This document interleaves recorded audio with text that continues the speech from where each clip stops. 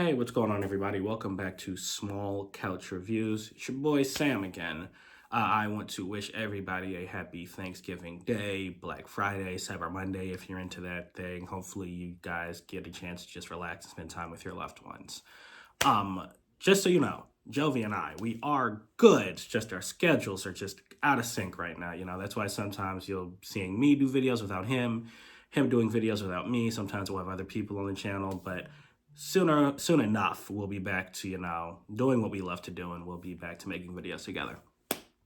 But anyway, between this week and last week, there were a lot of movies that came out. I didn't really like any of them, so we're not going to talk about them. We're going to talk about Hush.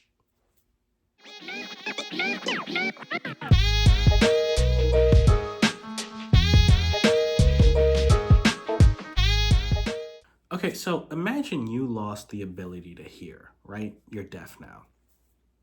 And you're in your home, secluded away from everyone else, just to, get some alone time with you to do some work on yourself, whatever. And you look out the window and you see a guy in a mask with a knife standing there. Your internet is out. You have no cell service. And, you know this guy is now stalking the property, but you can't really tell where he is. Well, that's what Hush is about. So, if you have been a fan of the channel for a little bit, you might have heard the name Mike Flannigan come up, all right? He's the guy behind Haunting of Hill House, a series on Netflix, which I love. I think everyone should watch. He's also behind Midnight Mass, Midnight Club, and recently The Fall of the House of Usher, which is next on my list, which is why I even thought of making this video. I want to take it back to 2016 to one of his earlier projects called Hush, starring his wife, Kate Siegel, his real-life wife.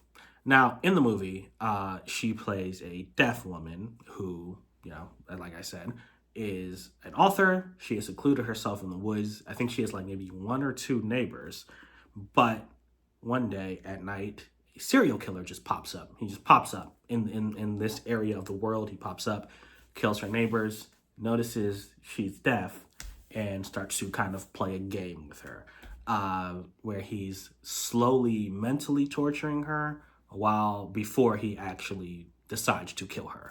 Now, at the time of this recording, this movie is unfortunately not on Netflix right now for some reason. Now, I know these streaming services like to take movies off, put them back on, take them off again, so maybe it's something like that. Maybe it's a timing thing. Maybe it'll be back on sooner rather than later, because unfortunately, I don't think you can watch it anywhere. I don't think you can go out and buy this movie either, so Netflix needs to get it back or else you won't be able to watch it, legally. So anyway, let me get this out the way. Even though this is billed as a horror and there's a lot of tension, it's not Insidious level scary or The Conjuring universe level scary or anything like that. It's actually more of a thriller than a horror, so I don't want to scare anybody off, because I'm not that big a fan of horror. I mean, outside of things Mike Flannigan does, obviously, apparently. But so this one's not terrifying. Let me just say that for anyone who's oh my gosh, I don't want to. There are no jump scares or anything. Nothing that's gonna make you go oh my gosh, or anything like that. No, it's not like that, right? It's like I said, it's more of a thriller. So what I don't like, gonna get that out the way. It's really only one thing, and that is the bad guy. I don't know how many times I have to say it, but say it again. I don't like one-dimensional villains. But in this movie, it's not that bad. This dude is more like a plot device, so it's not really that irritating this time. But I mean, he's just a killer. We don't know why he's there. He kills her neighbor, and then we see him kind of stalking her, like he's playing a game with her. He knocks on the door just to check if she's deaf. He gets inside the house and is just staring at her at one point. Then he leaves and goes outside and lets her lock the doors because he wants to play this game. We don't really get where this comes from, but I mean, like I said, it's just a plot device. It is what it is, and it does lead to some good tension, so I'm gonna forgive that. Now, what I do like, there really is only one thing to like in the premise like this, and that's Kate Siegel's performance, and Mike Flanagan's direction, because she has to carry this movie without talking. Like, so it's really cool. The movie starts out like we hear a bunch of sounds, right? And sound is actually really, I'll get to that later, but it's a really cool part of this movie. But she's in her kitchen. I think she's chopping up vegetables. We hear the steam from water boiling. We hear water running. I think there's a smoke alarm going off. We hear all these different sounds, right? But then the camera pans and it comes around to her ear. When we reach her ear, all the sound cuts out. So from that point on, we see the movie from her perspective, which is really cool. So that's why when this guy first shows up and he literally like brutally stabs this woman, like literally right outside her door, like while she's at the kitchen, and she doesn't do anything. We as the audience are like, oh my gosh, what are you doing? It's right there. But when the camera is on her, we don't hear anything, just like she doesn't hear anything. But of course, when it goes back outside, we hear all the horrible things, right? But so then that means that, this movie, especially since she's in almost every scene, is completely carried out by her facial expressions, her being expressive. I think like in the third act, she might have an inner monologue if I'm remembering correctly, but it's not even a huge part of the movie. She doesn't talk. So really all of her emotion is in her eyes and her face. That's where we get her anger, her anxiety, her how scared she is, all that stuff, right? And the performance Kate Siegel gives here is honestly award worthy. I can't imagine how hard it is to play this person, not say a word, but carry this movie and let us know what you're thinking just with your facial expressions. Like that seems like a monumental task. So kudos to her acting, kudos to Mike Flannigan's, her husband's directing. It's just amazing.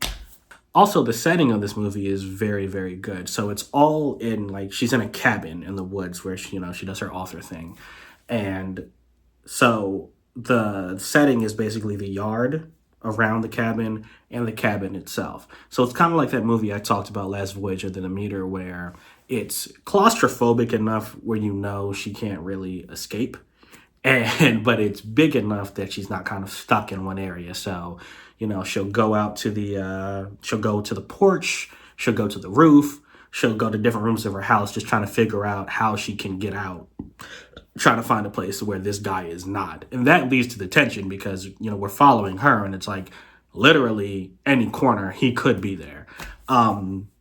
Which is also something very interesting in this movie. Like I said, the dude we don't know why he is the way he is, but Kate Siegel's character, she kind of basically comes to the realization. It's like, he's toying with me because really all he needs is to pick up a rock, throw it through a window, and he's in the house. But he's playing this whole cat and mouse game for some reason with her.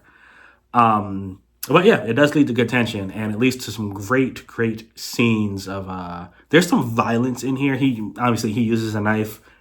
Her only weapon is a knife too. So, I mean, it's not like gratuitous, but, there are some scenes, like he'll finally catch her for a little bit, when she's trying to get out a window, he'll be there or something. And, maybe he'll slash or she'll slash and, you'll see the blood fly. And like, there's this one scene that's living in my head right now that I won't forget that involves her leg. I'm not going to go any further than that, but just know this movie, it ramps up the tension and anxiety when it needs to, but there's always that air there. So it's a really good tone throughout, which is something that a lot of movies don't have. Something else a lot of movies don't have, a good runtime. Sub 2 hours. To tell this movie, you did not need to extend this plot. It did not. This movie is perfectly timed. Great time. I think, you invite your friends over, you need something to watch real quick. Turn this on, you'll have a great time. And that's really it, man. So, like, it's an interesting premise with, a deaf woman basically being stalked and, hunted, trying to escape, slowly realizing she has to stop escaping, start defending herself. The third act, when that comes to a head, is really cool. And it's just executed so well. Like, that's the beauty of things like this, Simple, you can have a simple premise, but as long as it's executed well, you have a great movie. Other than, there are a lot of movies that have like these super convoluted plots trying to make themselves seem smarter than they actually are. And you just don't have a good time. So, and it's overly long for no reason. So this is a good one. I highly recommend it. This one is totally like a 4 out of 5 for me. I think that anyone could watch this and have a good time with it. Like I said, it's more thriller than horror, so it's not overly scary. And honestly, Kate Siegel's performance, it's one to watch. Seriously, guys. So yeah. Hey, thank you so much for clicking on this video and watching. Mike Flannigan, if you're a fan of his, what has been your favorite project? Hush is up there for me.